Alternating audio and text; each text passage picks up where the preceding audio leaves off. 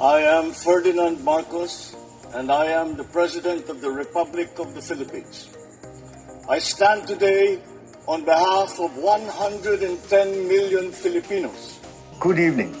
I have just concluded my 3-day official visit to Washington, D.C. upon the invitation of U.S. President Donald Trump. This visit speaks of the breadth and depth of the alliance of the Philippines and the United States that span the various facets of our bilateral relations. At this brief visit, I had productive discussions with President Trump and with key U.S. government officials, including Secretary of State and National Security Advisor Marco Rubio and the Secretary of Defense Pete Hegseth. We reaffirmed our mutual commitment to further strengthening our long-standing alliance and growing our economies for the benefit of the people and in pursuit of our national interest. We exchanged views on key regional and international security issues, focusing on how the two countries could cooperate and contribute towards addressing common challenges and priorities. In my meeting with the Secretary of State and National Security Advisor Marco Rubio, I underscored the critical importance of the Philippines-United States alliance in maintaining peace and stability in the South China Sea and the broader Indo-Pacific region.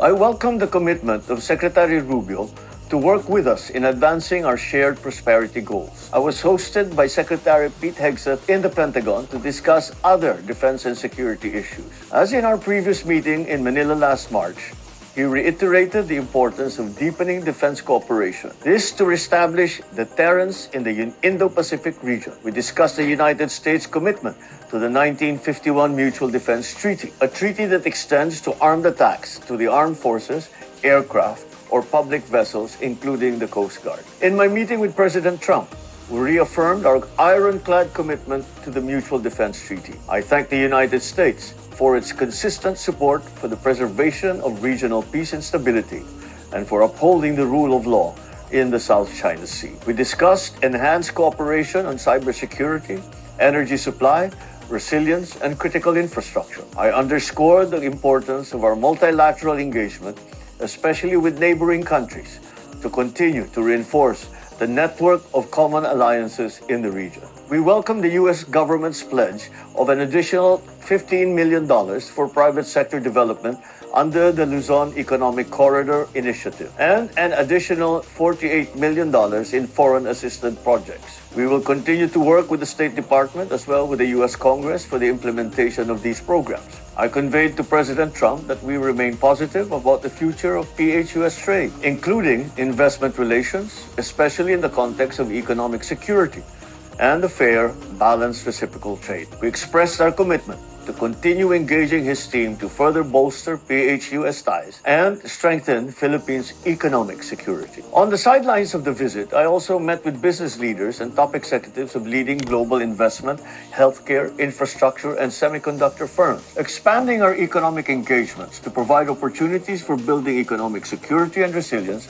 was a key point in our discussions. We returned to the Philippines with over $21 billion in investment pledges that have the potential to create thousands of direct and indirect jobs for Filipinos within our country. The United States is our oldest and only treaty ally, and my visit to meet the new president is important in advancing our historic and dynamic cooperation, mutual respect, and shared strategic interests. I look forward to hosting President Trump next year to attend the ASEAN meetings under the Philippines chair, which also coincides with the commemoration of the 80th anniversary of the Philippine-U.S. diplomatic relations and 75 years of the Mutual Defense Treaty. Finally, I would like to express my sincere thanks to the U.S. government and its people, not only for their warm hospitality during my short visit, but also for extending support to our response efforts in aiding communities and areas affected by the Southwest Monsoon. Sa gitna ng kalamidad, inuuna ng inyong pamahalaan ang kaligtasan, kalusugan, at kapakanan ng bawat Pilipino. Patuloy ang ating pagtugon sa epekto ng malakas na pag-ulan at pagbaha dulot ng habagat sa iba't ibang panig ng bansa. Ang ating mga ahensya, katuwang ang mga lokal na pamahalaan, ay walang patid sa pagsasagawa ng mga rescue and relief operations upang masigurong agad na makarating ang tulong sa mga pamilyang apektado. Hinihikayat ko ang lahat na makipagtulungan sa mga otoridad, sundin ang mga babala ng panahon at agad na lumikas kung kinakailangan. Sa ating pagkakaisa at pagtutulungan, malalampasan natin ang pagsubok na ito. Maraming salamat po. Oh, yun guys, narinig nyo ang kanyang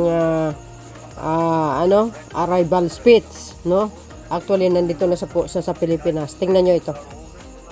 So, yun mga kababayan, nandito na po ang ating mahal na Pangulo. Dumating na po siya. Ngayong gabi, ano? O, ito. Today is July 23, 2024. Ayan, no, nakabalik na sa bansa si Pangulong Ferdinand R. Marcos Jr. matapos ang isang matagumpay na opisyal na pagbisita sa Estados Unidos.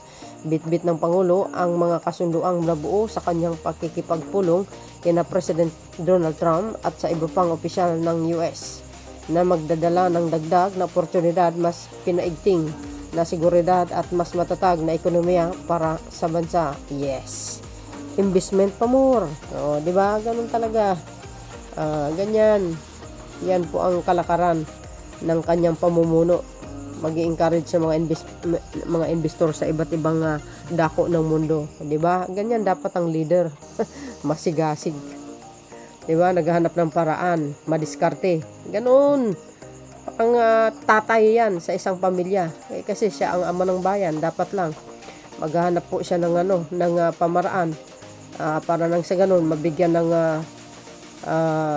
magandang trabaho or trabaho ang ating mga kababayan na jobless through investment. Ito pa. So yun guys, sinalubong po siya. Ayan po. See? Ayan. Di ba? Ang sipag talaga ni Pangulong Marcos Jr. Nakakahawa, ano? Kaya mga sekretary niya masipag din. So, yun guys, ang aking pinaka latest updates, video sa inyo, in-updates natin na ang Pangulo ay dumating na. At yun po ang kanyang arrival speech. But ganun pa man mga kababayan, alam niyo bang binabati ko siya dito po sa tariff? Biro niyo yun? Dapat nga nagpapasalamat sila di ba? At least tayo, no? At nagawa niyang nakausap si President Trump mula sa 20 na naging 19. Ay nako, alam niyo malaking bagay na po 'yun. Di ba? Tayo yung pinaka-lowest na tariff sa Southeast Asia. Ang yung Singapore. Sunod tayo. Swerte nga natin Yun lang ang tariff 19%. Yung the rest guys, tingnan nyo naman. Ang lalaki. Grabe. Ang tindi talaga. So, dahil dyan, mga beswa, sa mga naninira kay Pangulong Marcos Jr., sige lang. Thank you sa paninira nyo. May karma din na babalik sa inyo yan. Magre-reflect yan sa puon nyo. Tandaan nyo talaga yung sinabi ko. Ayo guys. So, yun mga kababayan. See you again on my next upload. Bye bye bye. And babus. God bless Philippines.